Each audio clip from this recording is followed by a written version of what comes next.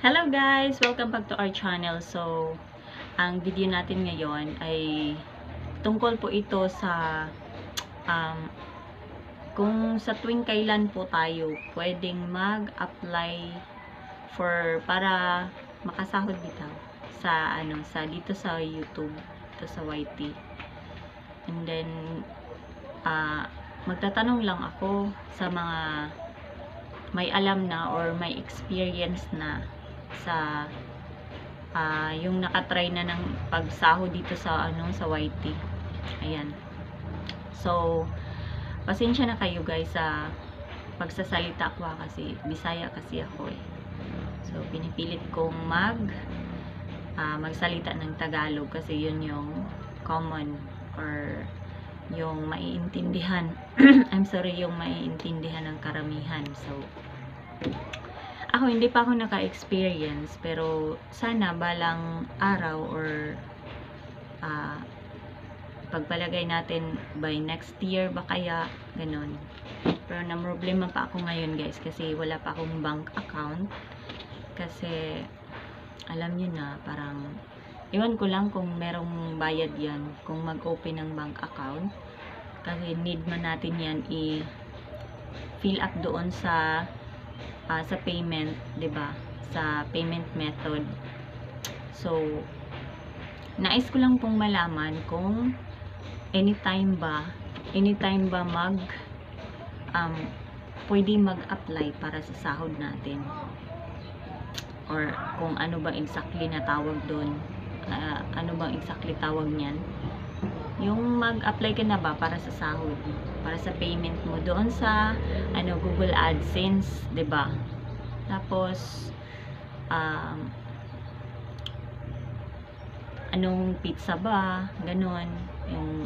Kasi mahirap kasi pag magkamali tayo, so kailangan natin na magtanong sa mga may alam na, yung nakapag-try na ng sahod dito sa sa YT.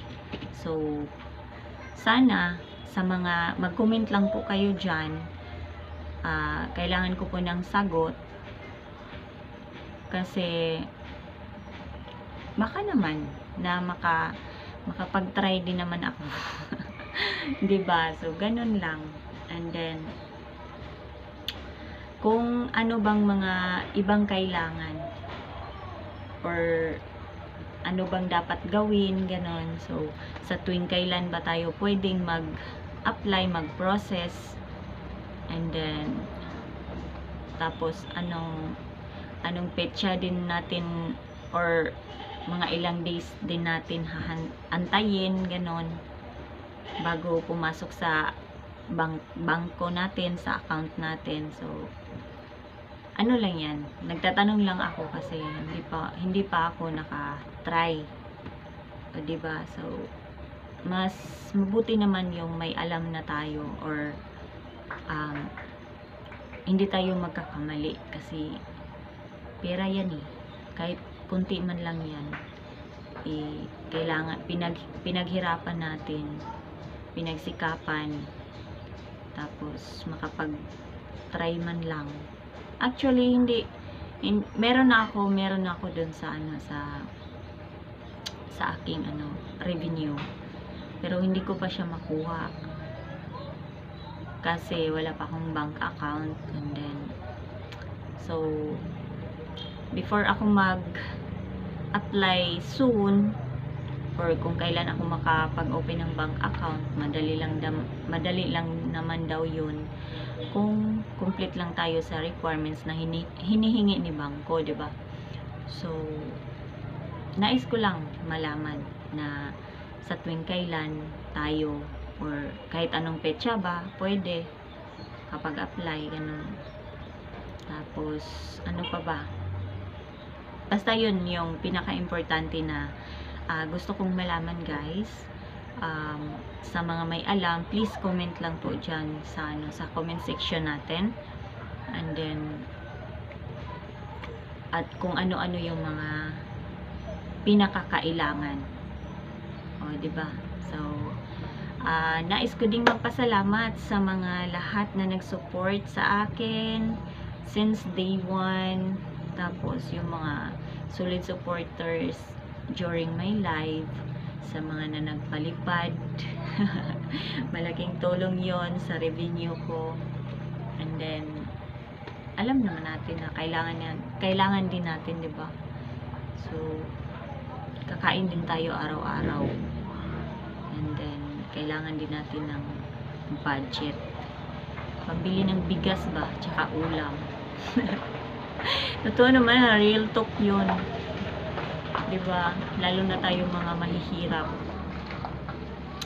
Tapos, parang excited nga ako eh.